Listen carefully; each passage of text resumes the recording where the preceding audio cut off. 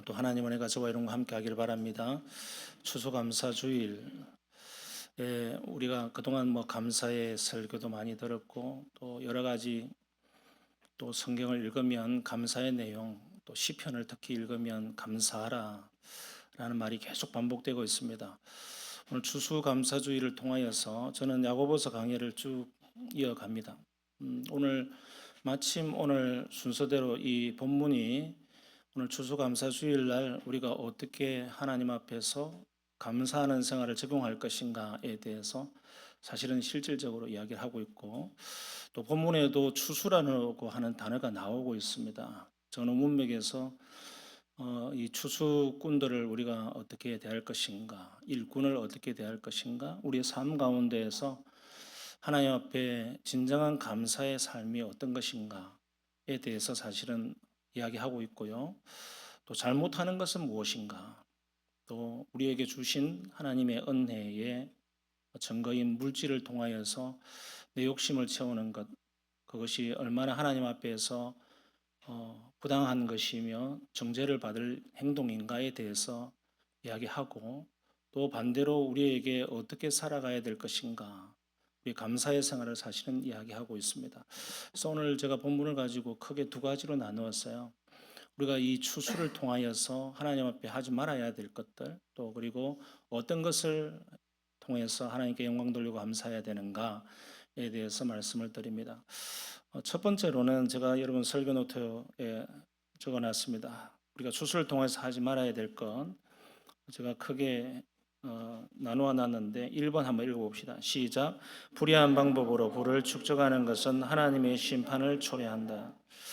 여러분 핵심적으로 4절에 보면, 4절을 제가 다시 읽어볼게요. 보라, 너희 밭에서 추수한 품꾼에게 주지 아니한 삭시 소리 지르며 그 추수한 자의 우는 소리가 만군의 주의 귀에 들렸느니라.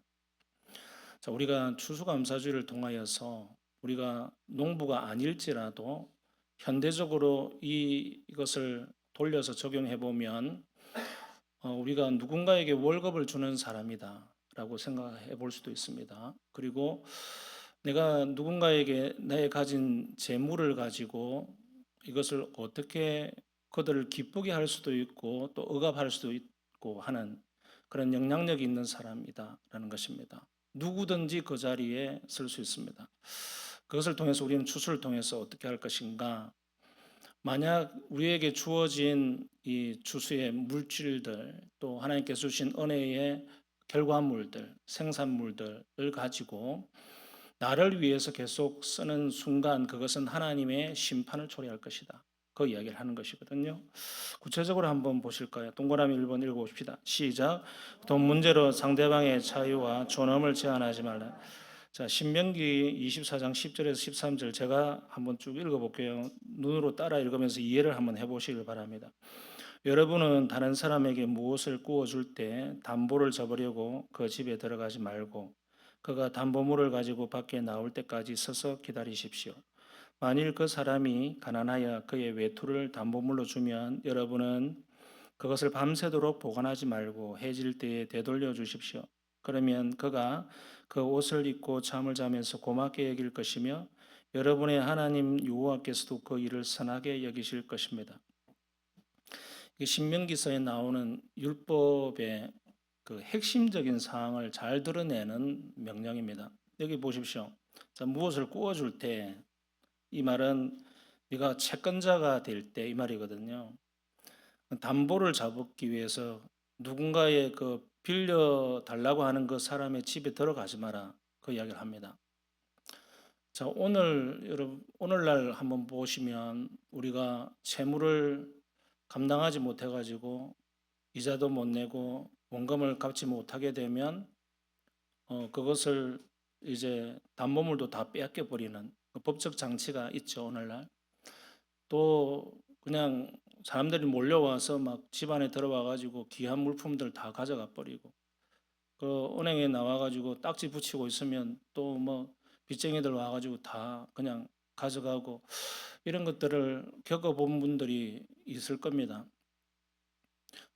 그것을 하지 말라는 거예요. 아예 집에 들어가서 그 집안에 있는 물건들을 보고 이것을 담보물로 잡고 싶다. 네가 선택할 생각도 하지 말고 또 들어가는 순간 뭔가 굴종 관계가 이루어지기 때문에 너가 마치 그 집의 주인인 것처럼 그 사람의 존엄과 소위 말하는 프라이버시를 다 해치고 너가 뭔가 그 안에서 주인인 것처럼 갑인 것처럼 보여지는 어떠한 행동도 하지 마라 이야기거든요. 그러니까 우리는 조그만 어떤 나의 가진 그 소유가 누군가에게 흘러갈 때에 그것을 통하여서 내가 그 사람에게 어떠한 마음의 부담과 짐이 될 수 있는 영향력을 행사하지 마라 이 말이거든요. 그래서 이렇게 이야기해요. 그 집에 들어가지 말 뿐더러 11절에 보면 그가 담보물을 가지고 밖에 나올 때까지 서서 기다리십시오. 자, 여기를 넘어서서 뭐라고 말씀하냐면 만일 그 사람이 가난하여서 그의 외투를 담보물로 주면 오늘날 뭐 외투가 뭐 얼마나 집에 뭐 많습니까? 뭐 한 벌, 두 벌.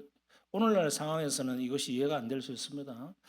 2000년 전 중동 지방을 생각해 보십시오. 일교차가 심한 그때에 외투가 한 벌 있으면 평생을 입는 그 외투를 담보물로 가져갔을 때 밤에 어떻게 춥게 벌벌 떨면서 잠을 자지 못할지 그것에 대해서 하나님이 말씀하시는 거거든요. 그래서 여러분은 그것을 밤새도록 보관하지 말고 만약에 낮에 그것을 담보물로 받았으면 해가 지기 전에 갖다 주어라 이 말입니다. 그러니까 그 사람이 빚을 갚든 못 갚든 상관없이 담보물로 받았지만 그 가난한 사람에게 다시 돌려주어서 밤새도록 따뜻하게 잘 수 있도록 그리고 그 마음을 감사의 마음을 가질 수 있도록 이렇게 해놨어요. 그 옷을 입고 잠을 자면서 고맙게 여길 것이며 이게 감사잖아요. 그러니까 이것이 하나님께서 우리에게 주신 은혜를 조그만 은혜로 나누어 주는 모습이거든요. 누군가에게 꼭 담보물을 잡아야 된다면 담보물을 받을 수 있지만 그 사람이 가난하다면 그것을 다시 돌려주어서 마음을 안심시키고 오히려 그것이 감사가 되게 하는 것이 하나님의 뜻이다. 그리고 그 연약한 사람들의 마음을 편하게 해주고 그 조그만 행복감을 누리게 하는 것조차도 하나님의 관심이야. 그 이야기를 하는 것이죠. 그래서 레위기 19장 13절 제가 한번 다시 읽어볼게요. 밑에 너희는 다른 사람을 학대하거나 남의 것을 강탈하지 말고 너희가 고용한 품꾼의 삭선 그날로 지불하고 하룻밤을 넘기지 말아라. 그 밑에도 읽어볼게요. 출애굽기 22장 25절 26절 너희가 너희 가운데서 가난하게 사는 나의 백성에게 돈을 꾸어 주었으면 너희는 그에게 빚쟁이처럼 재촉해서도 안 되고 이자를 받아서도 안 된다. 너희가 정녕 너희 이웃에게서 겉옷을 담보로 잡거든 해지기 전에 그에게 돌려줘야 된다. 신명기서와 일맥상통하는 이야기를 조금 더 다른 각도로 이야기를 합니다. 심지어 보십시오. 여기 이렇게 돼 있죠. 돈을 구워 주었으면 너희는 그에게 빚쟁이처럼 재촉하지 마라. 여러분이 누군가에게 돈을 빌려주거나 구워줘야 되는 상황이 있다면 제가 언젠가 말씀을 드렸지만 그냥 못 받아다 좋다는 생각이 있으시면 빌려주십시오.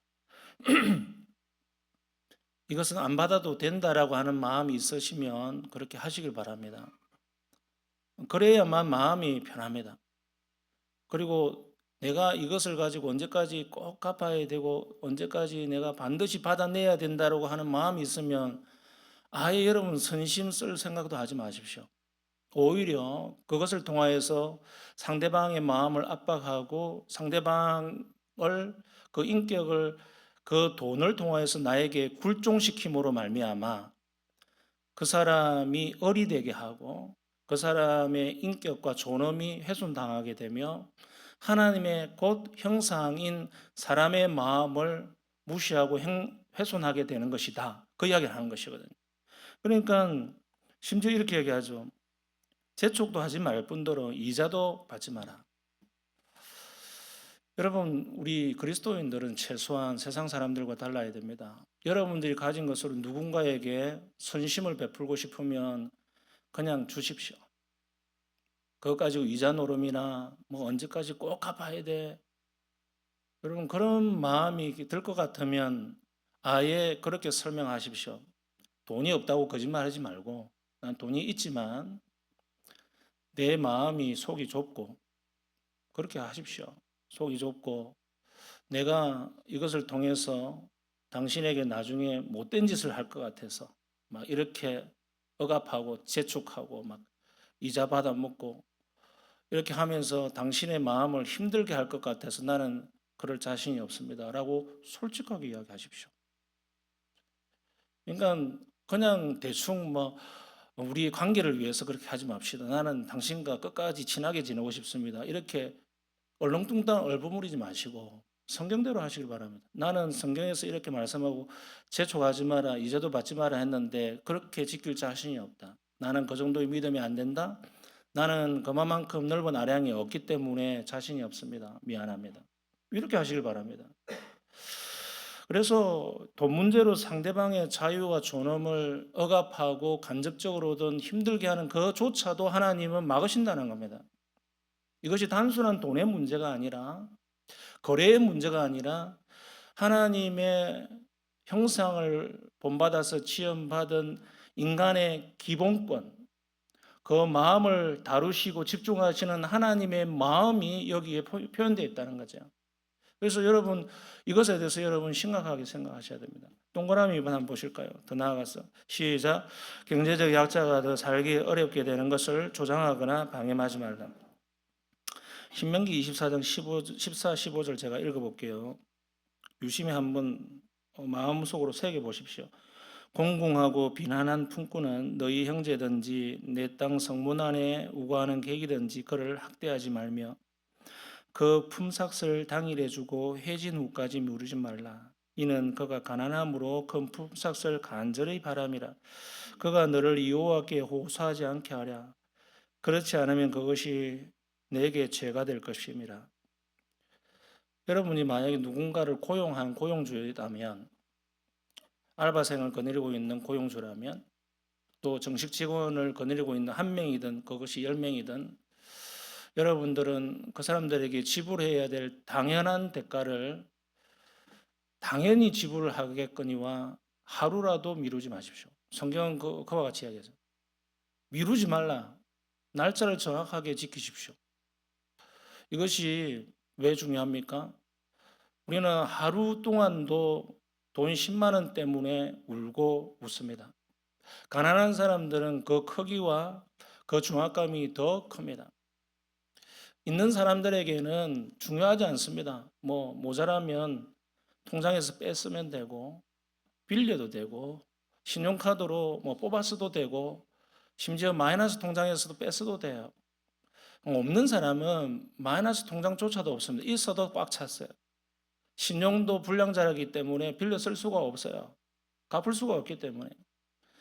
여러분, 없는 사람에게는 있는 사람에 비해서 모든 것이 소위 말해서 운신의 폭이 좁습니다. 생각할 여유가 없어요.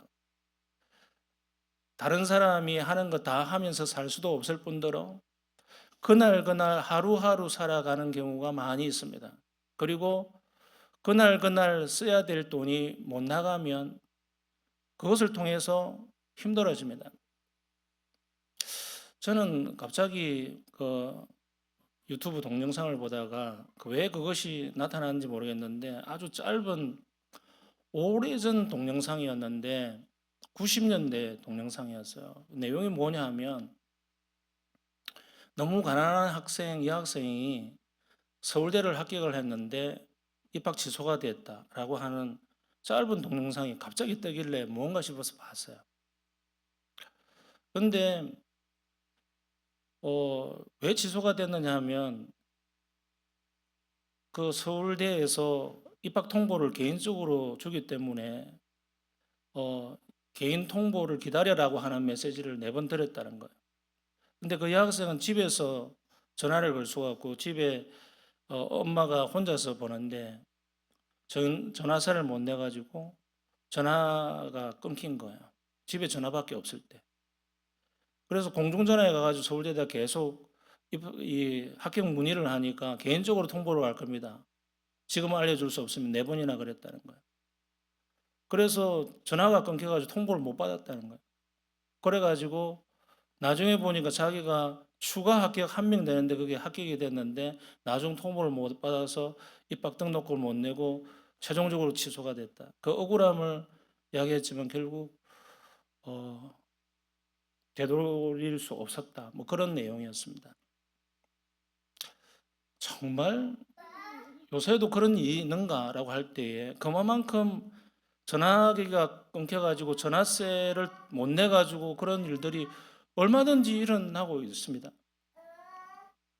저는 목사로서 목회를 하다 보면 이런저런 구제를 요청하는 사람들이 너무 많습니다. 우리 안에 있는 우리 멤버들보다도 제가 알지 못하는 익명의 사람, 전혀 만나보지 못했던 이런저런 사람들이 연락이 많이 와요. 한 번은 교회 전화로 전화가 왔길래 받았는데 자기는 천안에 사는 누구래요. 아, 그렇게 어떻게 전화를 거셨습니까? 라고 하니까 목사님 죄송하지만 지금 제가 쌀집에 와 있는데 쌀값을 송금해 줄 수 있습니까? 라는. 아니, 그게 무슨 말씀입니까? 자기는 천안에 이사를 왔는데 사실은 거제도에 살다가 천안으로 이사 온 지 얼마 안 됐는데 이런저런 사유로 쌀이 떨어져서 쌀을 사야 되는데 쌀집에 와서 쌀을 샀다는 거예요. 근데 돈이 하나도 없어서 외상은 안 된다 그래가지고 사장님이 돈을 지금 송금해라. 그래서 생각나는 게 아주 좋은 교회예요. 몇 달 전에 저는 아주 좋은 교회를 지나가다 본 적이 있대요. 그래서 아주 좋은 교회를 찾아가지고 전화를 걸어서 목사님께 하소연을 하니까 쌀값을 좀 송금해 주면 안 되겠냐고. 아, 그래요. 그러면서 제가 못 믿지는 않지만은 아니 어떻게 그래 뭐 여기까지 전화를 그 생각을 다 했습니까? 친척도 없고 거기 아는 사람도 아무도 없습니까? 자기는 의지할 사람이 아무도 없대요. 그래서 전화를 했다는 거예요. 아이고 딱하군요. 그러니까 이분이 제가 마치 자기를 의심하고 있는 사기꾼이라고 생각하는 그런 마음이 들었던지 옆에 있는 사장님을 바꿔주더라고요. 그래서 사장님이 여기 어디 쌀 가게인데요. 지금 송금해 주시겠습니까? 그럼 계좌번호 불러주세요. 제가 그 자리에서 송금해 드린 적이 있습니다. 저는 그 사람이 누군지도 모릅니다. 그런 일이 한두 번이 아닙니다. 뭐 몇 주 전에는 문자가 새벽기도 중에 문자가 뜨고 왔어요. 알지도 못하는 번호고 입력도 안 돼 있고 자기 이름도 안 밝혀요. 목사님 너무 미안하지만 제가 전기도 끊기고 휴대폰 것도 끊기가지고 연체가 되고 너무 힘든데 돈 좀 보내주시면 안 되겠습니까? 기도하는데 마음이 걸려가지고 이 사람이 나 번호를 어떻게 알고 보냈지? 누군지도 모르겠는데 그래서 제가 그냥 그 자리에서 10만 원을 송금해 주었습니다. 그랬더니 며칠 있다가 후에 다시 그거 가지고 휴대폰을 한 일주일 정도 끊긴 걸 풀어놨는데 다시 조금만 더 도와주시면 안 되겠습니까? 막 이러더라고요. 그러니까 제가 이런 이야기들을 하려고 하면은 참 많습니다만은 우리 주변에는 누군가의 도움이 없이는 살아갈 수 없는 사람들이 생각보다 많다라는 겁니다. 저는 일상적으로 당합니다. 뭐 사기꾼 같은 사람들도 찾아오고요. 이상한 사람도 뻔히 내가 이거 돈 주면 그냥 털린다 소위 말해서 속된 말로 그런 사람도 옵니다. 우리 주변에는 누군가 도움의 손길을 누군가 뻗지 않으면 정말 생계가 어려운 사람들이 많이 있습니다. 하나님께서 우리에게 일반 은총으로 우리를 먹이시고 입히시는 이 은혜의 추수 때에 와서 우리는 누구를 볼 것인가? 내가 약간 살만하다면 또는 살만한 정도는 아니지만 그냥 먹고 사는데 지장이 없다면 우리는 우리 주변에 나보다도 훨씬 못한 약자를 우리가 어떻게 섬길 것인가에 대해서 생각하는 것, 이것은 너무나도 지당한 것입니다. 이것이 하나님 나라의 방식입니다. 하나님 나라의 방식은 하늘에서 어느 가난한 사람에게 돈다발을 떨어뜨려 주거나 어떤 쌀독에 쌀을 확 갑자기 채우고 주거나 이런 방식으로 일하지 않고 저와 여러분을 사용하십니다. 믿으시길 바랍니다. 하나님은 누군가를 통하여서 누군가에게 부족함을 채워주기를 원하는데 최소한 그것을 빼앗아가는 일은 하지 말라는 거죠. 이것이 율법의 개념이에요. 그래서 경제적 약자가 더 살기 어렵게 되는 조장하는 일, 방임하는 일들을 너희 스스로 하는 것은 그것은 하나님께 정죄받을 일이야, 심판받을 것이야. 그와 같은 일하는 것이죠. 제가 이렇게만 이야기하고 넘어가면 자기의 적용을 잘 못하시더라고요. 여러분 직업을 한번 살펴보십시다. 직업에 귀천이 있는가?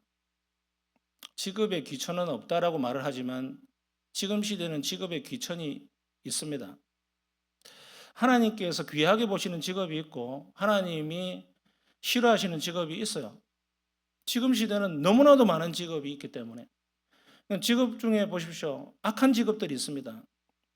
두 번째는 중립적인 직업이 있지만 그 중립적이지만 악을 조장하고 악을 방임하는 그런 쪽으로 나아갈 수 있는 직업이 있을 수 있어요. 또 하나는 선한 직업이지만 그 선한 직업에 따라서 그 속에 행하는 어떤 사람이 악으로 나아갈 수 있는 수도 있습니다. 악한 직업들이 어디 있습니까? 요새 뭐 많죠. 마약 유통 이런 거는 말할 것도 없고 여러분 악을 조장할 만한 이런 보이스피싱 거 말할 것도 없습니다. 주변에 그런 것들이 너무 많아요. 요즘은 그냥 컴퓨터 기술, 컴퓨터 공학을 공부한 이 컴퓨터 학과 이 사람들이 아예 사행성 이런 것들을 만들어 가지고 인터넷상에서 그런 플랫폼을 만들어 가지고 사기를 치기도 하고 그래서 교묘하게 속여 가지고 뭐 이렇게 사기를 치기도 하고 그 모든 시도 자체가 다 악한 것입니다. 똑똑한 머리를 통하여서 그런 홈페이지를 만들어 놓고 다른들이 쏟게 만들고 하는 그 모든 기술을 제공하고 그것에 협업하고 그것을 위해서 돈을 벌려고 하는 모든 전반의 산업 분야 모든 것이 다 악한 겁니다. 그런 데는 조금 전 우리가 이던희가 암송했던 그거의 핵심이 뭡니까? 악인과 의인을 구분할 때 악인의 자리에 서지도 말고 가지도 말고 앉지도 말고 그거잖아요. 악인의 바운더리 속에 우리는 근처에도 가면 안 되는 거예요. 중립적인 직업들이 있죠. 얼마든지 있습니다.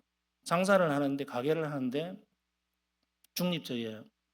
근데 그 중립적이지만 그 속에서 여러분이 파는 것들을 통하여서 다른 사람의 건강을 해치거나 그 가정을 깰 수 있는 것들이 있다면 여러분 고민해 보시길 바랍니다. 뭐 술집이 그럴 수도 있고 호프집이 그럴 수도 있죠.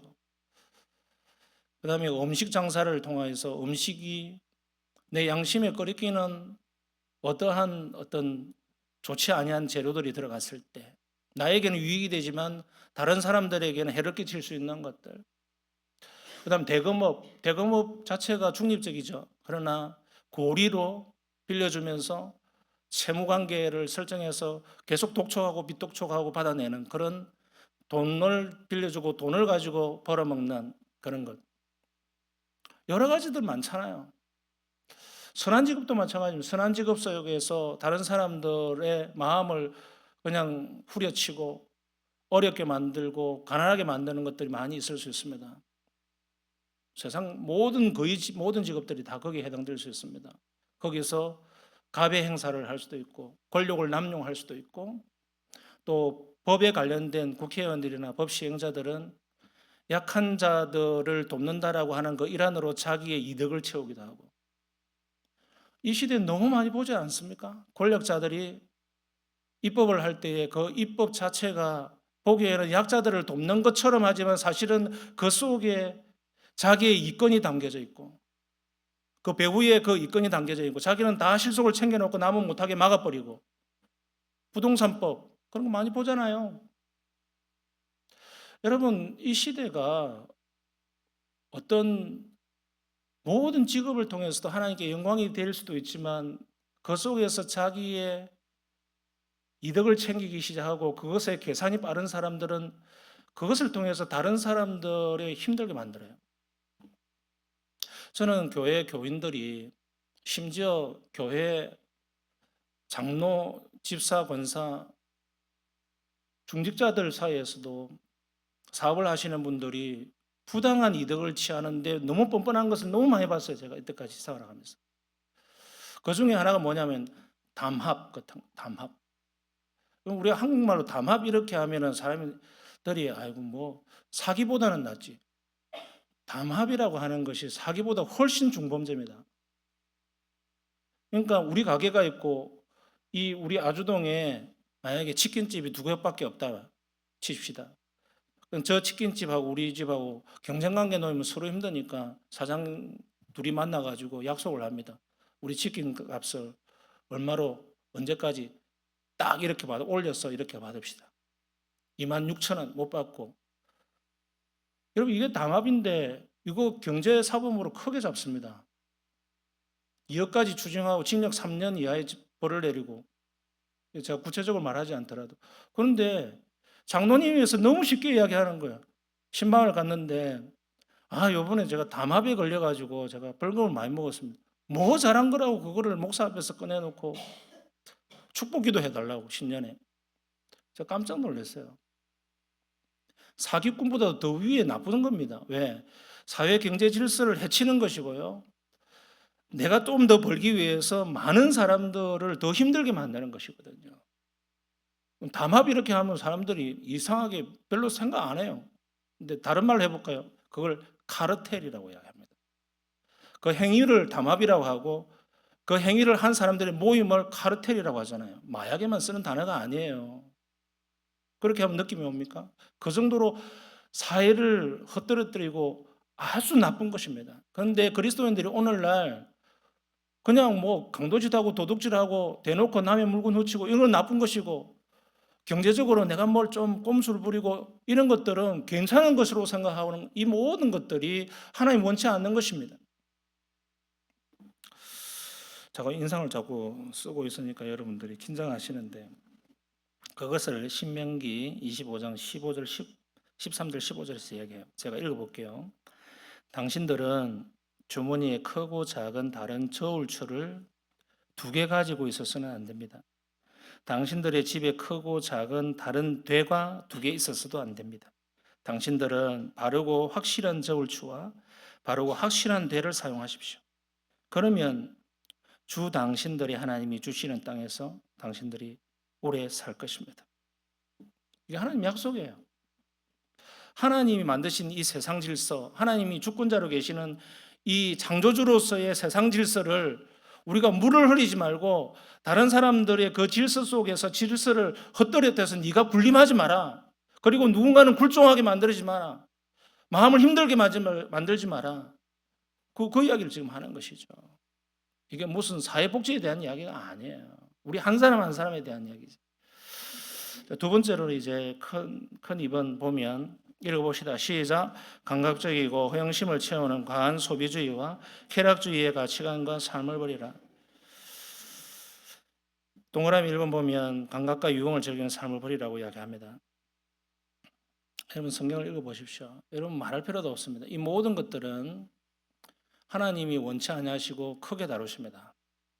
쾌락주의, 말세에 나타나는 현상, 디모데후서 3장에서 이야기하죠.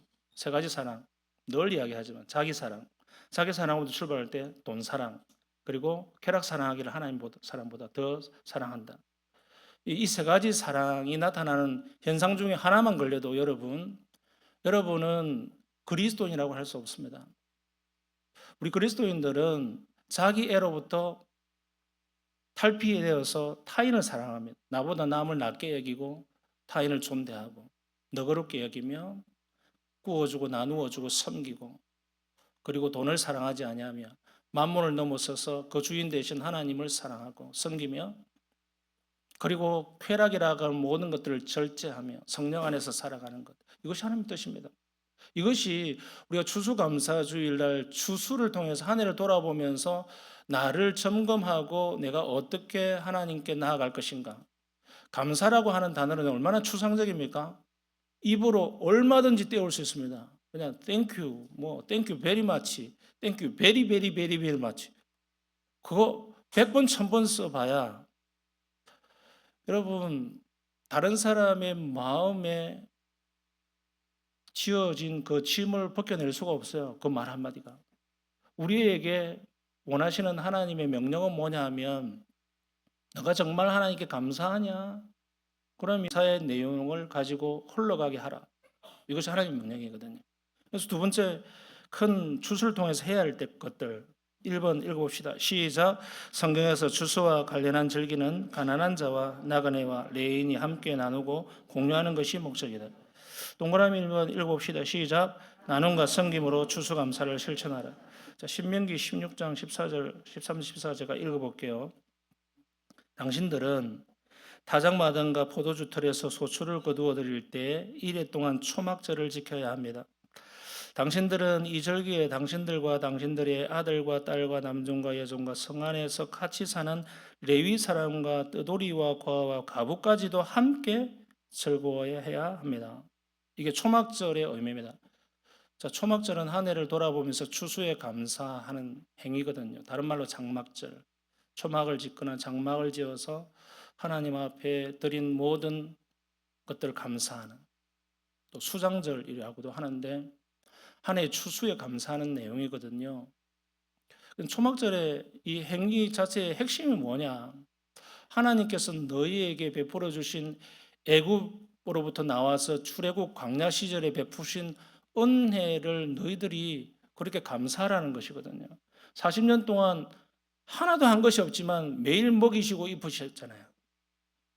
그 물도 솟아나게 하시고 만나도 하늘에서 내려주시고, 그리고 나서 가나안 땅에 들어갔을 때 그 모든 것을 멈추고 하시고 하나님께서 이 주신 땅에서 이제 직접 농장을 해서 소출을 일으키시는, 그러니까 광야 백성의 삶을 살아갈 때는 하나님의 특별 은혜죠.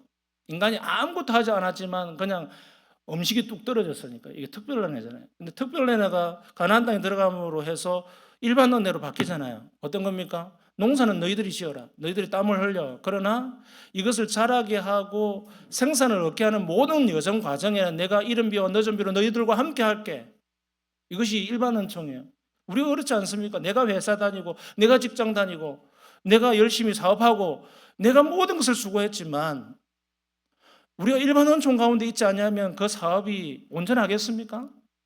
내가 월급 받는 것이 다음 달에 받을 수 있다고 보장할 수 있습니까? 그 모든 것들 가운데 그 초막절을 지킬 때, 추수감사를 할 때 너희는 입으로 그냥 종교성을 가지고 그냥 감사한 것 한번 바치고 이런 것으로 행할 것이 아니라 함께 해라. 누구와요? 너의 삶의 바운더리야. 너의 아들과 남종과 여종과 성 안에서 같이 사는 레위 사람들, 나그네와 고아와 가부, 연약한 모든 사람들과 함께 즐거워해라. 이것이거든요. 여러분, 이것이 추수 때만 하는 것이 아니라 매일매일 우리의 삶 가운데서 이루어져야 될 하나님의 명령이다 라고 명령하는 것이죠. 두 번째 한번 보실까요? 읽어봅시다. 시작. 자신의 소득을 이웃, 특히 사회적 약자를 위해 배려하고 재분배하라. 제가 읽어볼게요. 레위기 19장 9절. 밭에서 난 곡식을 거두어 드릴 때는 밭 구석구석까지 다 거두어 드려서는 안 된다. 거두어 드린 다음에 떨어진 이삭을 주어서도 안 된다. 포도를 딸 때에 모조리 따서는 안 된다. 포도밭에 떨어진 포도도 주어서는 안 된다. 가난한 사람들과 나그네 신세인 외국 사람들이 죽게 그것들을 남겨두어야 된다. 내가 주 너희의 하나님이다. 하나님의 하나님 되심을 선포할 때 우리에게 적용하라고 하는 것이 뭐냐면 너가 소출을 다 거두지 말고 남겨두라. 왜? 지나가는 사람들, 약한 사람들, 없는 사람들이 그것을 통하여서 살아갈 수 있게 하는 것이 나의 일반 은총의 의미야. 이거죠. 그러니까 축적하는 것 자체는 죄입니다. 성경이 그와 같이 이야기하죠. 오늘 성경에서 이야기하잖아요. 이 3절에서 보면 말미에 너희가 말세에 재물을 쌓았도다. 죄라고 이야기하는 거잖아요. 죄입니다. 1절 2절에서 그와 같이 이야기하는 것이요. 저축하는 거 괜찮습니다. 노후를 대비하는 거 괜찮습니다. 지혜로운 것입니다. 그러나 그 저축이 아닌 그것을 넘어서서 무작정 축적하는 것으로 바뀌는 순간은 다른 것이 아닙니다. 그것은 어떤 액수에 있는 것이나 어떤 범위에 있는 것이라기보다는 자기의 삶에 나타나는 모든 그 행위 가운데 나타날 수 있습니다. 계속 쌓아가고는 있는데 쌓는 목적이 없는 거예요. 그리고 쌓아가고는 있는데 다 자기를 위해서 있는 거예요. 자기를 위한 것이 곧 자기 자녀들을 위한 것이잖아요. 그러니까 다 쌓아놨는데 내가 그냥 어느 날 갑자기 죽었어요. 죽고 나면은 그 쌓아놓은 것은 자동적으로 누구 것이 됩니까? 남아있는 유족들 것이 되죠. 법적으로. 그 유족은 배우자든지 배우자가 없으면 자녀 것이 되잖아요. 여러분 이 자체는 이 추수감사 때에 하지 말아야 될 것들입니다.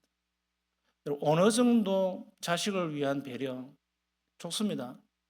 그러나 여러분들이 일반 은총을 받았을 때 지금 현재 가진 것을 통해서 나는 어떻게 행할 것인가? 지금 현재 살아가고 있는 내 주변에 어려운 분들을 내가 어떤 눈으로 어떻게 보고 함께 갈 것인가?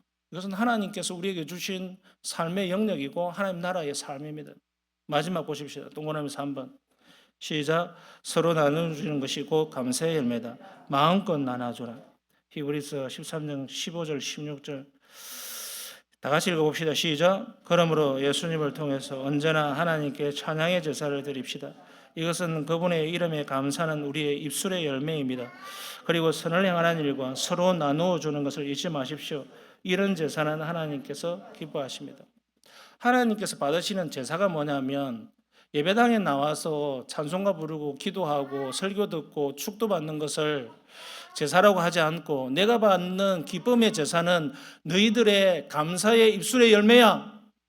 이야기를 하고 있거든요. 너희가 감사하는 거야. 근데 그 감사가 주님 감사합니다. 주님 감사해요. 주님 감사해요. 이것을 눈물을 흘리면서 부르는 그것이 감사의 제사가 아니라 나의 참된 제사는 나누어 주라. 서로 나누어 주라.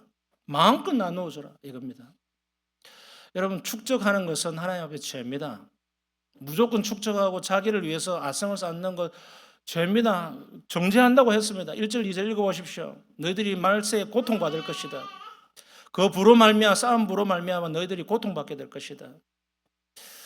여러분 예수 그리스도의 십자가를 생각하고 나아가는 그 구속의 본 의미가 뭡니까? 구약의 율법의 속전 개념이잖아요. 속전이 뭡니까? 누군가 돈을 내어서 해방시켜주지 않으면 생명이 위태하거나 종으로 살아야 되는 그 사람을 해방시켜주는 것이 속전이잖아요. 누군가의 돈을 가난한 사람에게 약한 사람에게 흘러가게 하는 것. 그것을 옮겨서 속전이 속량이 되는 겁니다. 십자가의 개념은 속량을 통해서 우리에게 주신 은혜를 주신 겁니다. 그 은혜가 우리에게 흘러왔습니다. 그러면 십자가의 은혜로 십자가의 삶을 사는 것이 우리의 삶인데 어떻게 사시겠습니까? 그것은 여러분에게 잘 적용해 보시길 바랍니다. 다 같이 일어나셔서 찬송하시겠습니다.